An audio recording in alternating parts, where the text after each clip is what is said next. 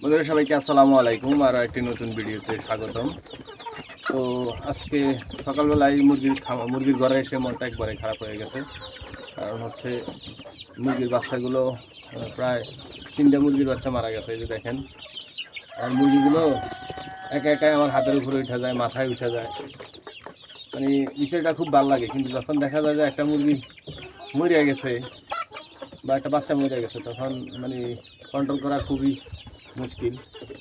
ওই যে কেউ আমার পা খাইতেছে, হাত খাইতেছে, দেখেন।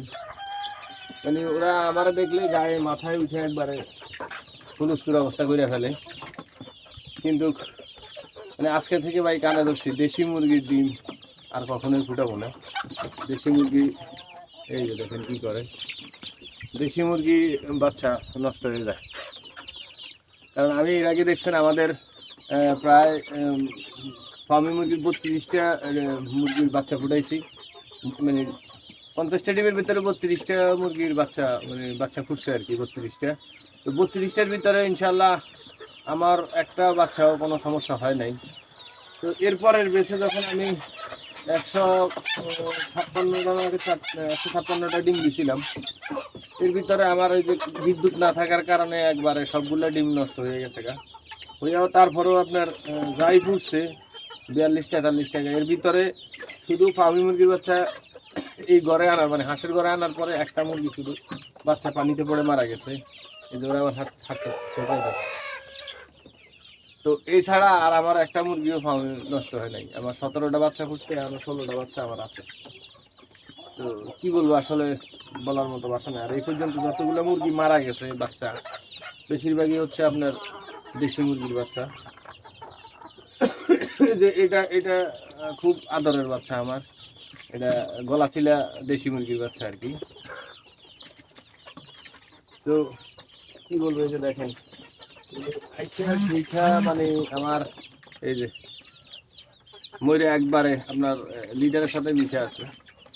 মানে ইদানিং ঠান্ডা পড়ছে ঠিক আছে, কিন্তু আসলে সময় সুযোগের অভাবে আমিও ওই যে এখানে অর্ধেকের লিটার বিছানো হয়েছে, যে অর্ধেকের লিটার বিছানো হয়েছে, বাকি অর্ধেক আপনার খালি। কিন্তু ওই পর্দা চারপাশে পর্দা দিয়ে দেয়, ভিতরে লাইট জ্বলে, এই যে লাইট, ভিতরে লাইট জ্বলে। বেশিরভাগ সময় দেখছি যে আপনার ওই দেশি মুরগির বাচ্চাগুলাই আপনার বৈশা থাকে, ঝিমাইয়া থাকে, কি করে।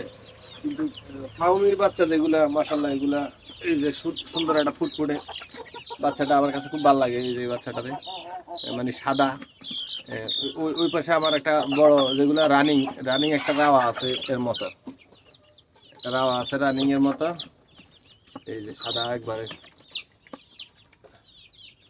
তো যা করে আল্লাহ বাঁচিয়ে রাখুক।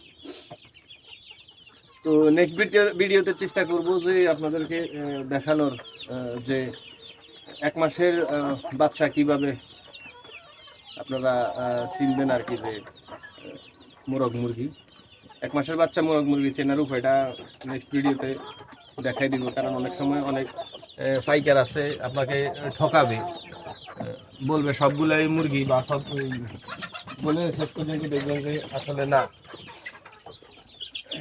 এই যে দেখেন এখানে আরেকটা বোঝা গেছে, এই যে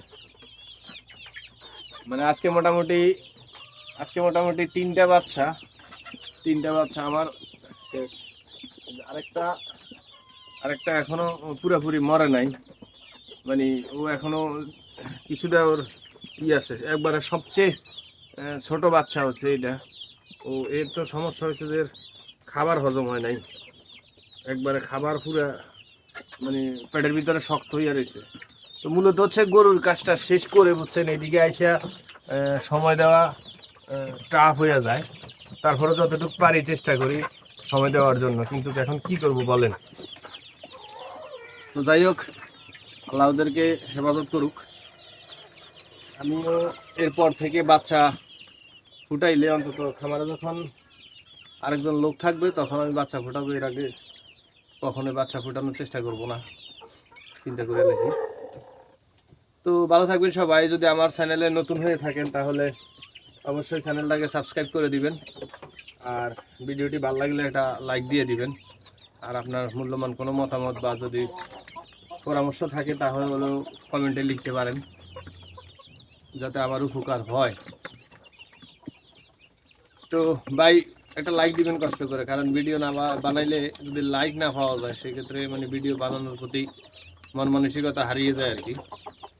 এই যে আমার বাচ্চাগুলো দেন, 2টা বাচ্চা মরে গেছে গা। তো খারাপ লাগতেছে এই কারণে কথা বলতে পারতেছি না আর কি ভালোভাবে আপনাদের সাথে। ভালো থাকবেন সবাই। আসসালামু আলাইকুম রহমতুল্লাহ।